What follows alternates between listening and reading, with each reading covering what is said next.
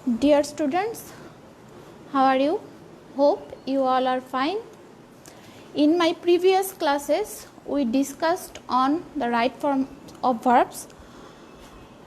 Today I will finish this topic. So this class will be the last class about this topic. So let's start. প্রথমে আমি তোমাদেরকে যে রুলটি দেখাচ্ছি খেয়াল করো বোর্ডের দিকে। সিন্সের পূর্বের ক্লজটি প্রেজেন্ট টেন্স হলে পরের ক্লজটি পাস্ট ইনডিফিনিট হবে। আবার সিন্সের পূর্বের ক্লজটি পাস্ট ইনডিফিনিট হলে পরেরটি পাস্ট পারফেক্ট হবে। তোমরা এক্সাম্পলগুলোতে একটু খেয়াল করো। 3 years have passed, অথবা আমরা বলতে পারি ইট ইজ 3 years। এই অংশটি বা এই অংশটি সিন্সের আগে যে কোনো একটি দিলেই চলবে।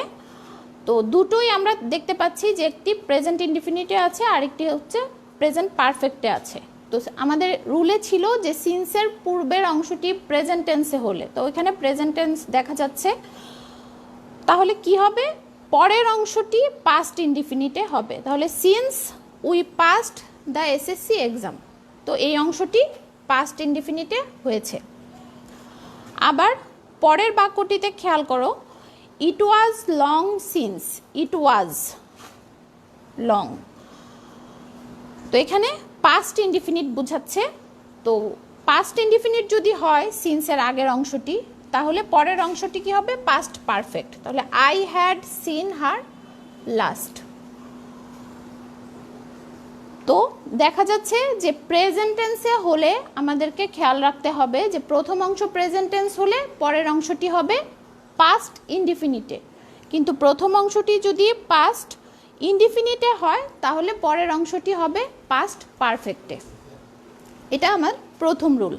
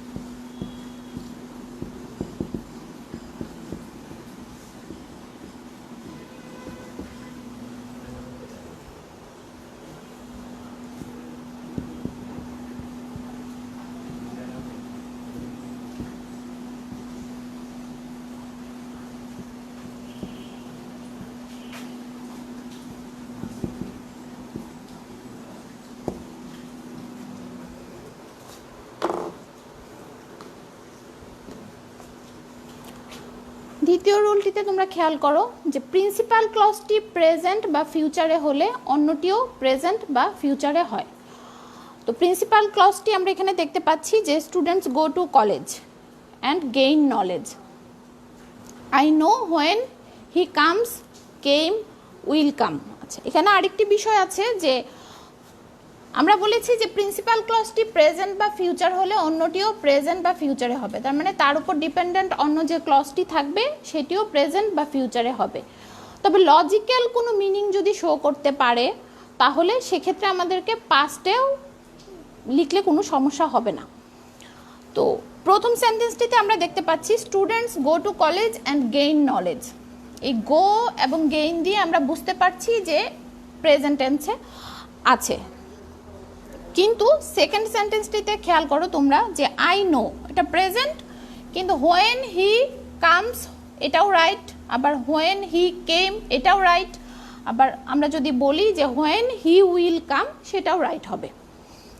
তো এখানে দেখা যাচ্ছে যে লজিক্যাল মিনিং যদি দিতে পারে তাহলে পাস্টটাও নেওয়া যেতে পারে, কিন্তু এছাড়া আমাদের যদি প্রেজেন্টে থাকে একটা অংশ তাহলে অপর অংশটিও আমাদেরকে প্রেজেন্টে বা ফিউচারে থাকলে ফিউচারে এভাবেই রাখতে হবে।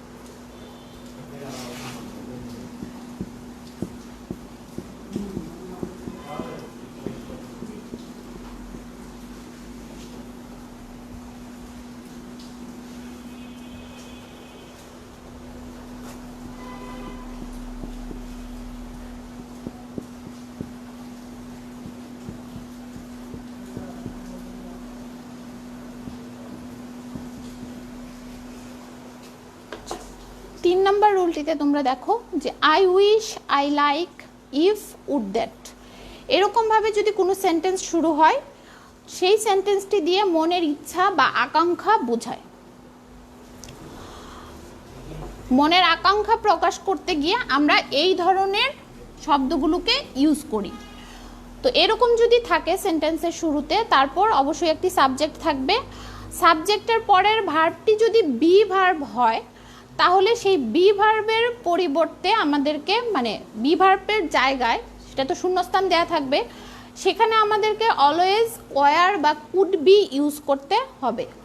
কারণ এই ধরনের সেন্টেন্সগুলোতে আমরা যে মিনিংটা পাই সেটা হচ্ছে এমন যে আমি যদি এরকম এটা হতে পারতাম বা এটা করতে পারতাম, যে জিনিসগুলো আসলে এখন সম্ভব না, কিন্তু আমাদের মনে ইচ্ছা জাগে বা আকাঙ্ক্ষা হয় যে আমরা যদি এটা পারতাম করতে। তো এইগুলোর জন্য আমাদেরকে অলওয়েজ ওয়ার বা কুড বি বসাতে হয় যদি সেটা বি ভার্ব দিয়ে ফিল আপ করতে হয়। কিন্তু বি ভার্ব না হয়ে যদি অন্য কোনো ভার্ব থাকে সেক্ষেত্রে আমাদেরকে কি করতে হবে? অবশ্যই সেই ভার্বটির পাস্ট ফর্ম ইউজ করতে হবে অথবা কুড দিয়ে প্রেজেন্ট ফর্ম বসাতে হবে, কেননা আমরা জানি যে কুড হচ্ছে একটি মডেল অক্সিলারি ভার্ব এবং কুডের পরে ভার্বের কোনো চেঞ্জ হয় না, বেস ফর্ম বসাতে হয়, সেজন্য প্রেজেন্ট ফর্ম, বাট এটা পাস্টের মিনিং দিচ্ছে আমাদেরকে। তো খেয়াল রাখতে হবে, হয় ভার্বটির সরাসরি পাস্ট ফর্ম ইউজ করতে হবে অথবা কুডের পরে প্রেজেন্ট ফর্ম ইউজ করতে হবে। আমি এক্সাম্পল দিচ্ছি, তোমরা একটু খেয়াল করো।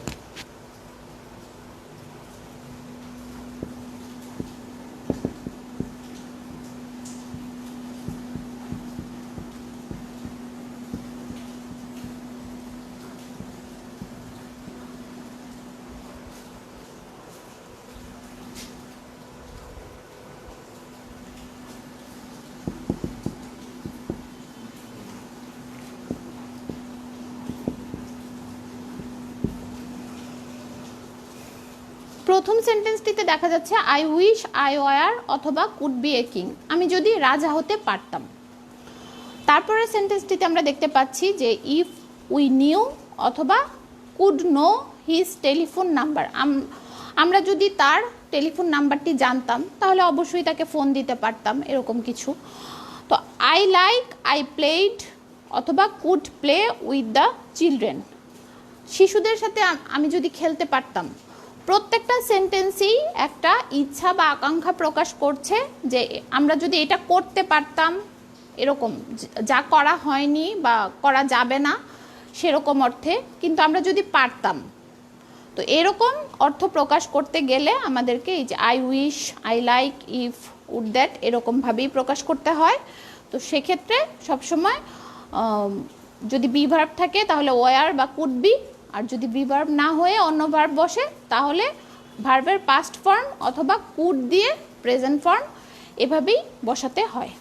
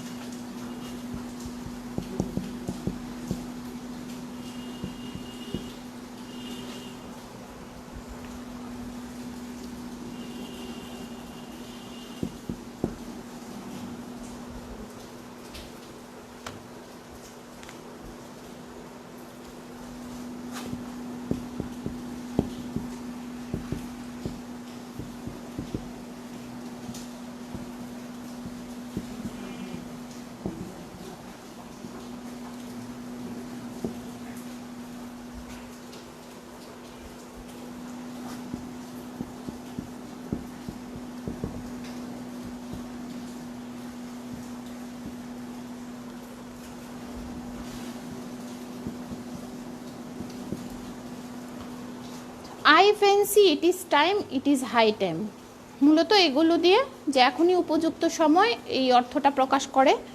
তো এগুলোর পরে জাস্ট এই মানে কোনো বাক্যে যদি এই অংশগুলো থাকে, যে স্টার্টিং অংশটাতে আমরা যদি দেখি যে আই ফ্যান্সি বা it is time, it is high time এরকম থাকে, এগুলোর ঠিক পরে যদি একটি সাবজেক্ট থাকে তাহলে সাবজেক্টের পরের যে ভার্বটি বসবে সেই ভার্বটি সবসময় পাস্ট ইনডিফিনিটে বসে। আর যদি সাবজেক্ট না থাকে, তার মানে I fancy it is time বা ইট ইজ হাই টাইমের পরে যদি সাবজেক্ট না বসে সরাসরি ভার্ব আসে, তাহলে ভার্বের পূর্বে সবসময় আমাদেরকে টু বসাতে হবে, তার মানে এটা ইনফিনিটিভের মতো হবে। তো এখানে বাক্যগুলোতে তোমরা একটু খেয়াল করো যে I fancy I turned trifle পেল, আই ফ্যান্সি এর পরে একটি সাবজেক্ট বসেছে, তো যেহেতু সাবজেক্ট বসেছে তার মানে আমাদেরকে ভার্বটা পাস্ট ইনডিফিনিটে নিয়ে আসতে হবে। তো টার্নকে আমরা টার্নড করেছি।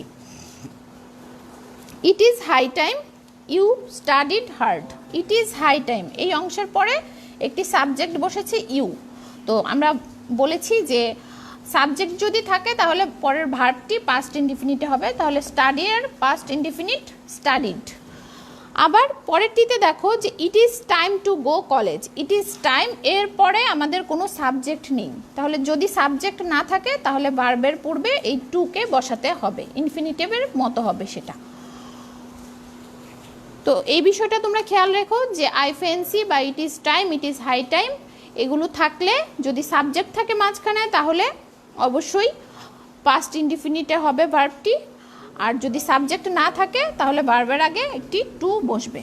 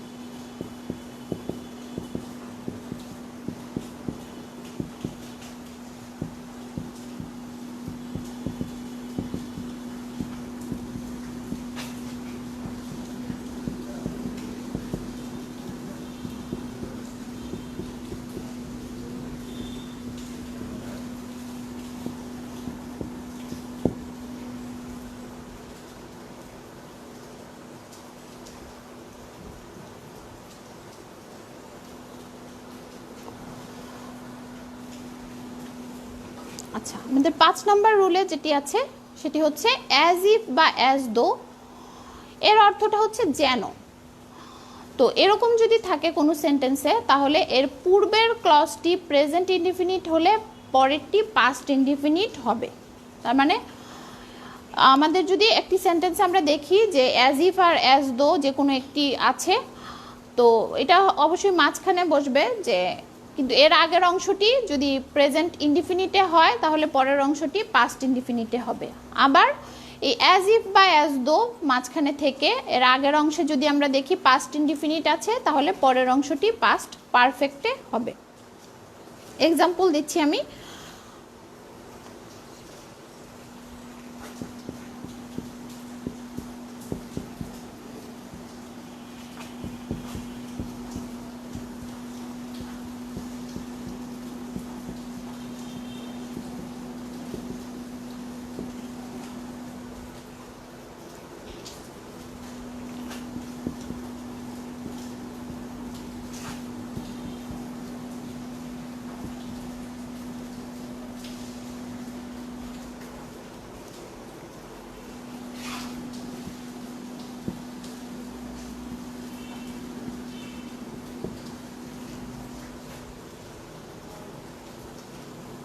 সেখানে আরেকটি বিষয়, যদি আমাদের বি ভার্ব থাকে তাহলে সেই ভার্বের ক্ষেত্রে সবসময় ওয়ার ইউজ হবে, বি ভার্ব যদি থাকে। আদারওয়াইজ আমাদেরকে সবসময় পাস্ট ইনডিফিনিটে নিয়ে যেতে হবে, মানে কোনো একটি ভার্বের পাস্ট ফর্মটা ইউজ করতে হবে।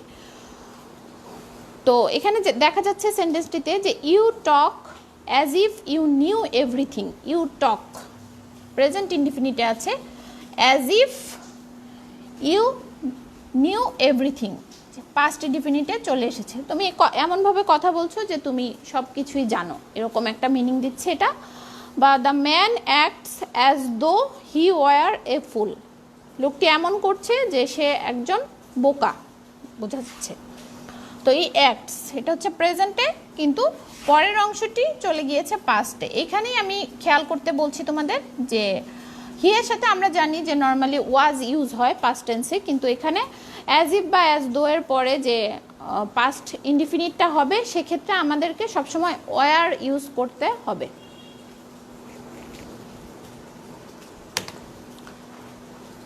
আচ্ছা, এই সেন্টেন্সগুলোকেই আমরা চেঞ্জ করে নিতে পারি। কেমনভাবে? যে এই দুটো সেন্টেন্স হচ্ছে আমাদের এই রুলে আমি দেখালাম যে অ্যাজ ইফ বা অ্যাজ দো এর পূর্বের অংশটি প্রেজেন্ট হলে পরের অংশটি পাস্ট হয়। এখন যদি পূর্বের অংশটি আমরা পাস্ট করে নেই তাহলে পরের অংশটি পাস্ট পারফেক্ট হবে। কেমন করে? যে ইউ টক, এই জায়গাটিতে আমরা বসাতে পারি ইউ টকড, তাহলে এটা পাস্ট হয়ে গেল। তাহলে as if you knew everything, এই জায়গাটাতে আমরা কি করতে পারি? ইউ হ্যাড নোন এভরিথিং নিয়ে আসতে পারি।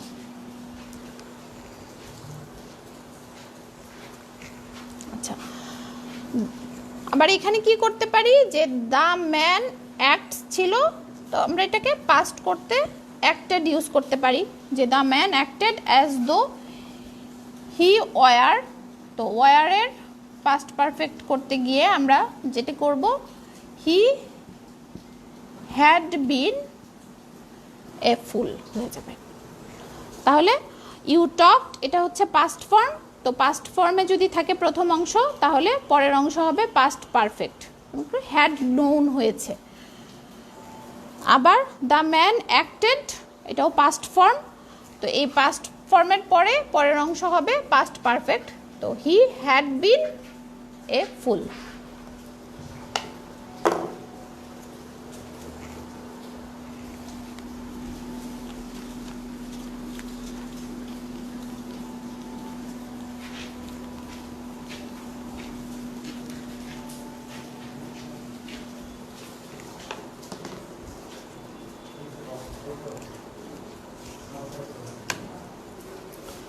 এখন আমি তোমাদেরকে যে রুলগুলো দেখাবো এগুলো হচ্ছে খুব ইম্পর্ট্যান্ট, এবং আমাদের অনেক সেন্টেন্স লিখতে গিয়েই আমরা কন্ডিশনাল কিছু সেন্টেন্স লিখে থাকি, যেমন ইফ দিয়ে হয় সেন্টেন্সগুলো।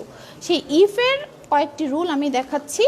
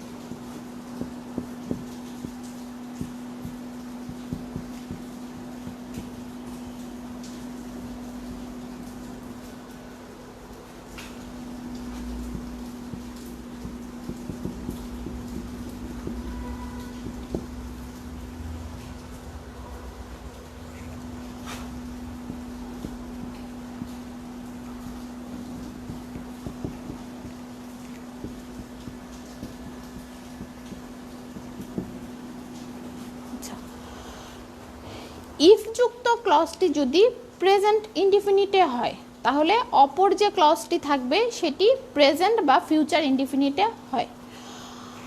তো এক্সাম্পলগুলোতে তোমরা দেখো যে আমি যে সেন্টেন্সগুলো লিখেছি যে if we read more we will learn more. If we read more, আমরা যদি বেশি বেশি পড়ি তাহলে আমরা বেশি বেশি শিখতে পারবো। তো উই রিড এটা প্রেজেন্ট ইনডিফিনিটে আছে, আর উই উইল লার্ন এটা ফিউচার ইনডিফিনিটে আছে। আবার if you don't work hard you will fail, তুমি যদি কঠোর পরিশ্রম না করো তুমি ফেল করবে। তো if you don't work hard এটা প্রেজেন্ট ইনডিফিনিটে আছে, ইউ উইল ফেইল এটা ফিউচার ইনডিফিনিটে আছে। আবার if you are tired take rest, তুমি যদি ক্লান্ত থাকো তাহলে বিশ্রাম নাও, তাহলে ইউ আর টায়ার্ড এটা প্রেজেন্ট ইনডিফিনিট এবং টেক রেস্ট এটাও প্রেজেন্ট ইনডিফিনিট। তো আমাদের নিয়মটি হচ্ছে যে ইফ ক্লজটি যদি প্রেজেন্ট ইনডিফিনিট হয় তাহলে অপরটি প্রেজেন্ট ইনডিফিনিটেও হতে পারে আবার ফিউচার ইনডিফিনিটেও হতে পারে। যেমন আমাদের এই দুইটি সেন্টেন্স আমরা দেখতে পাচ্ছি যে পরের অংশটি ফিউচার ইনডিফিনিটে হয়েছে, আবার এই সেন্টেন্সটিতে দেখা যাচ্ছে যে আমাদের পরের অংশটি প্রেজেন্ট ইনডিফিনিটেই হয়েছে।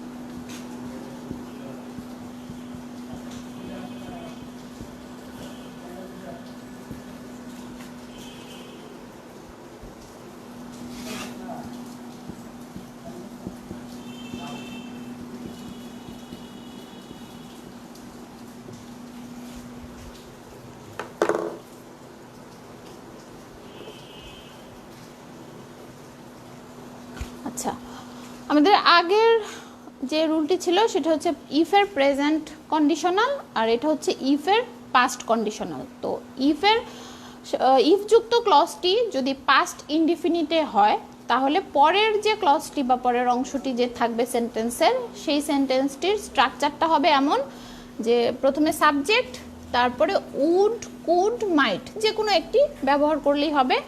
তো উড কুড মাইট আমরা জানি যে মডেল অক্সিলারি, তো এজন্য এগুলোর পরে ভার্বের সবসময় বেস ফর্মটা ইউজ করতে হয়। তো স্বভাবতই এখানে ভার্বের বেস ফর্ম বসবে। তো সেন্টেন্সগুলোতে লক্ষ্য করলে দেখা যায় যে if we studied well, we studied এটা পাস্ট ইনডিফিনিট। আমরা বলেছি যে ইফ যুক্ত অংশটি পাস্ট ইনডিফিনিটে হলে কি হবে।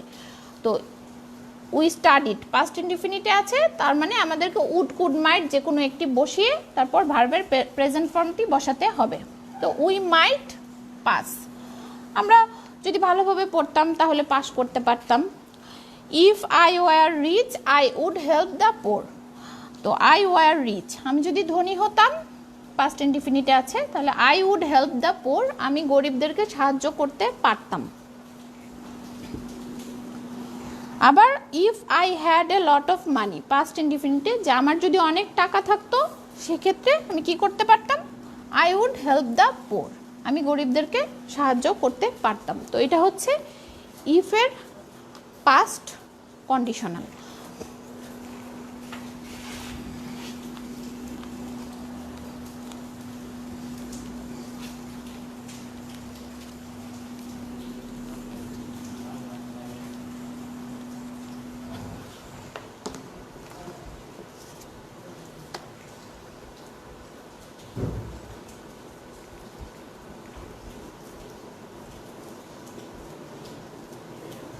আচ্ছা, এখানে আমি আরেকটি বিষয় তোমাদেরকে দেখাচ্ছি, সেটি হচ্ছে এরকম পাস্ট কন্ডিশনালে আমরা যেরকম বললাম যে ধরো এই বাক্যটাই, যে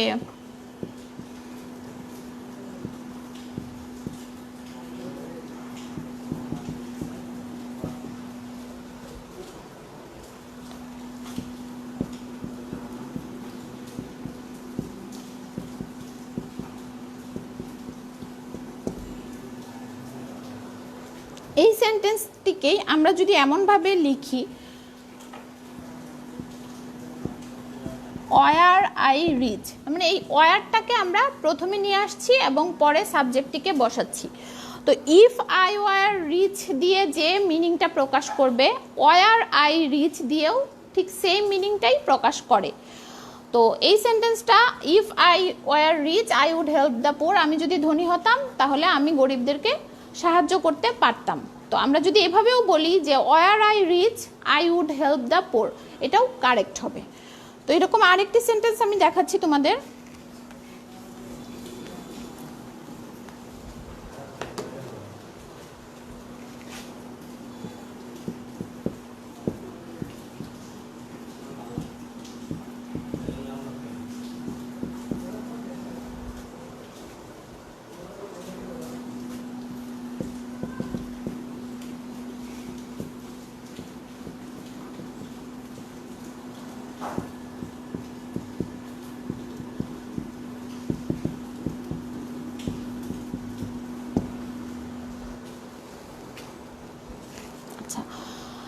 আমার যদি পাখির মতো ডানা থাকতো আমি আকাশে উড়ে বেড়াতে পারতাম, এরকম একটা মিনিং দিচ্ছে যে if I had the wings of a bird I would অথবা could fly in the sky.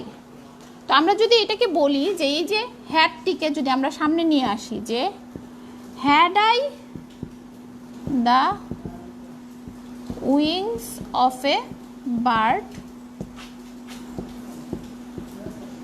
I would অথবা কুড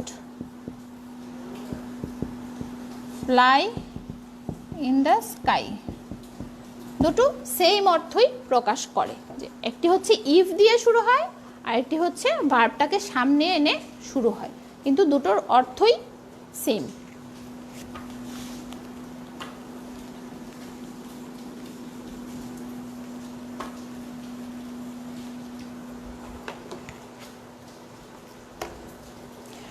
এখন দেখাবো ইফের পাস্ট পারফেক্ট যে কন্ডিশনালটা হয় সেটা।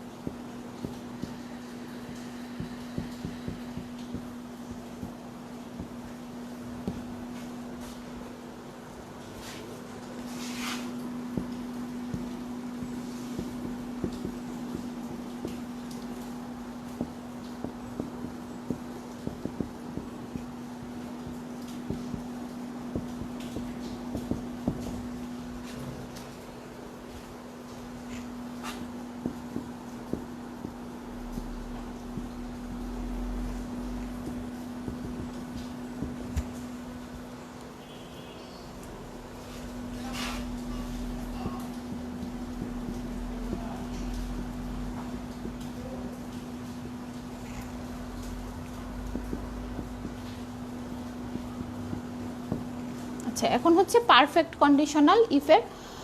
তো ইফ যুক্ত যে ক্লজটি সেটি যদি পাস্ট পারফেক্টে হয় তাহলে পরের অংশটি এমনভাবে হবে যে সাবজেক্ট, তারপর would have, could have, might have. তো আমরা জানি যে হ্যাভ থাকলে সবসময় যে ভার্বের পাস্ট পার্টিসিপল ফর্ম বসাতে হয়, তাহলে আমাদেরকে এক্ষেত্রে ঠিক তাই করতে হবে যে ভার্বের পাস্ট পার্টিসিপল ফর্মটি বসাতে হবে। তো আমরা খেয়াল করি এখানে যে if you had worked faster, you had worked faster, তার মানে এটা পাস্ট পারফেক্টে আছে। তার মানে পরের অংশটিতে আমাদের দিতে হবে এমন কিছু যে would have, could have, might have থাকবে এবং ভার্বের পাস্ট পার্টিসিপল ফর্ম ইউজ হবে। If you had worked faster you would not have missed the train. তুমি যদি আর একটু দ্রুত হাঁটতে তাহলে তোমাকে ট্রেনটি মিস করতে হতো না। আবার পরের সেন্টেন্সটিতে had I been a bird, আমি যদি একটি পাখি হতাম, I would have flown in the sky, আমি আকাশে উঠতে পারতাম। তো এই সেন্টেন্সটিকে আমরা আবার এভাবেও লিখতে পারি যে এই অংশটিকে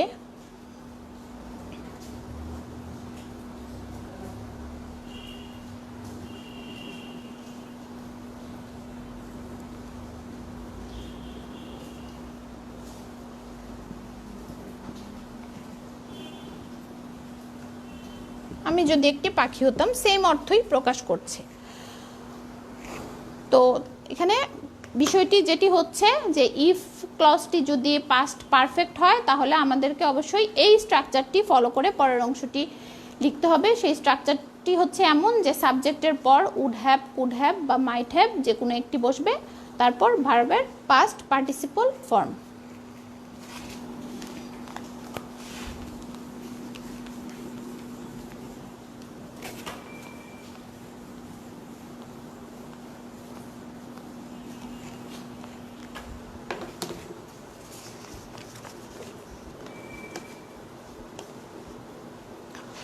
নো সোনারের সেন্টেন্সের সাথে আমরা মোটামুটি সবাই পরিচিত। নো সোনার দিয়ে কেমন অর্থ প্রকাশ করে যে একটা কাজ হতে না হতেই আরেকটি হয়ে গেছে এমন। তো নো সোনারের নিয়মটা আমি দেখিয়ে দিচ্ছি আবার।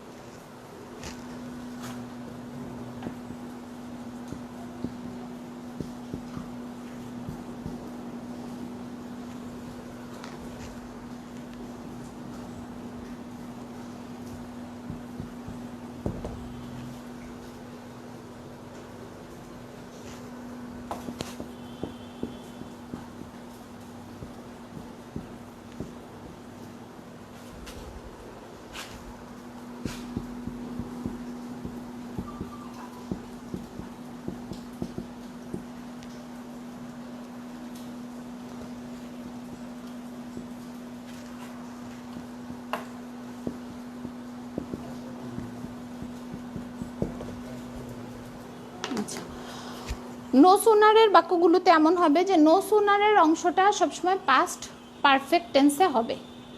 তো এখানে বলাই আছে যে নো সোনারের পরে হ্যাড থাকবে, তারপর সাবজেক্ট, তারপরে পাস্ট পার্টিসিপল ফর্ম বসবে। ভার্বের। তো যদি এরকম হয় তাহলে পরের অংশটি সবসময় পাস্ট ইনডিফিনিটে হবে, তার মানে সাবজেক্টের পরে ভার্বের পাস্ট ফর্ম বসবে। আরেকবার বলছি আমি যে নো সুনারের পরের নো সুনার যুক্ত যে অংশটি থাকবে, মানে নো সুনারের ঠিক পরেই যে অংশটি থাকবে সেই অংশটি সবসময় পাস্ট পারফেক্টে হবে। তো এক্সাম্পলে খেয়াল করো তোমরা যে no sooner had the bell rang, had এসেছে, তার মানে আমরা বুঝতে পারছি যে এটা পারফেক্টে নিয়ে যেতে হবে আমাদেরকে। তো no sooner had the bell rang, এই রিং এর পাস্ট পার্টিসিপল আমরা রাং ইউজ করেছি। তো এর পরের অংশটি হবে পাস্ট ইনডিফিনিট। তো দেন এখানে নো সুনারের পরে আমাদেরকে দেন ইউজ করতে হয় মাঝখানে। Then we entered the classroom, entered এটা হচ্ছে পাস্ট ইনডিফিনিটে, যেটার মিনিং এমন যে ঘন্টা বাজতে না বাজতেই আমরা ক্লাসরুমে প্রবেশ করলাম। ঘন্টা বাজার সাথে সাথে মানে কাজটি খুব দ্রুত হয়েছে, একটির পাশাপাশি আরেকটি হয়ে গিয়েছে এরকম বোঝায়। No sooner had we reached the station, had we reached the station এটা পাস্ট পারফেক্টে। দেন দ্য ট্রেন লেফট, আমরা স্টেশনে পৌঁছতে না পৌঁছতেই ট্রেনটি ছেড়ে গেল এরকম। তো দুটো কাজ খুবই দ্রুত হয়েছে অল্প সময়ের ব্যবধানে, এরকম কিছু বোঝাতে নো সুনারের এই স্ট্রাকচারটি ফলো করা হয়।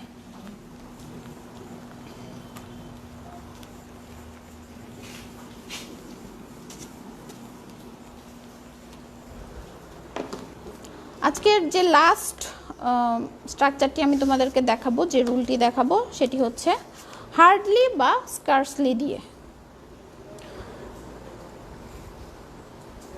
এটাও অনেকটা নো সুনারের মতোই।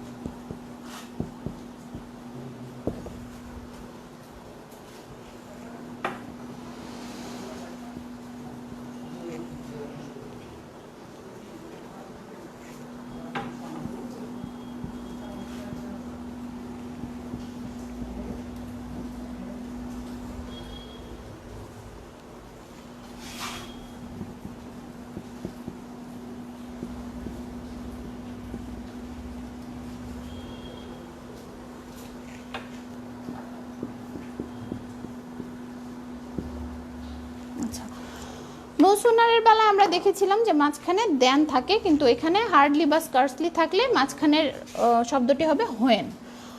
তো বাক্যগুলোতে তোমরা একটু খেয়াল করো যে hardly had he heard the news, hardly had he heard the news when he burst into tears, মানে খবরটা শুনেই সে কান্নায় ভেঙে পড়লো এমন কিছু, যে হয়তো সে দুঃখের কোনো খবর শুনেছিল, সেটি শুনেই সাথে সাথে সে কান্নায় ভেঙে পড়লো।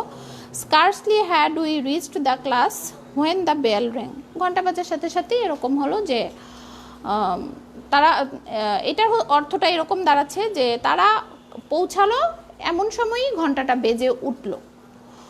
তো বিষয়টা হচ্ছে নো সুনারের বেলায় এখানে স্ট্রাকচার একই, যে এই অংশটা আমাদেরকে পাস্ট পারফেক্টে রাখতে হবে এবং পরের অংশটি পাস্ট ইনডিফিনিটে হবে, এই অংশটি হোয়েনের পরে, এবং এখানে হোয়েন এগুলোর পরে যে পরের অংশটি আছে সেটি পাস্ট ইনডিফিনিটে এবং আগের অংশটি পাস্ট পারফেক্টে। কিন্তু হার্ডলি বা স্কার্সলি থাকলে হ্যান বসে, কিন্তু নো সুনার থাকলে সেখানে দেন বসে। এটার মিনিং দাঁড়াচ্ছে যে নিউজটি শুনেই সে কান্নায় ভেঙে পড়লো, বা আমরা ক্লাসরুমে প্রবেশ করার সাথে সাথেই ঘন্টা বেজে উঠলো, এরকম মিনিং দিচ্ছে। তো এগুলোর ক্ষেত্রে এই স্ট্রাকচার ফলো করতে হয়। তো আজকের মতো আমি এখানেই ক্লাস শেষ করছি। নেক্সট ক্লাসে আমরা নতুন কোনো টপিক নিয়ে আলোচনা করব। সে পর্যন্ত তোমরা সবাই ভালো থেকো।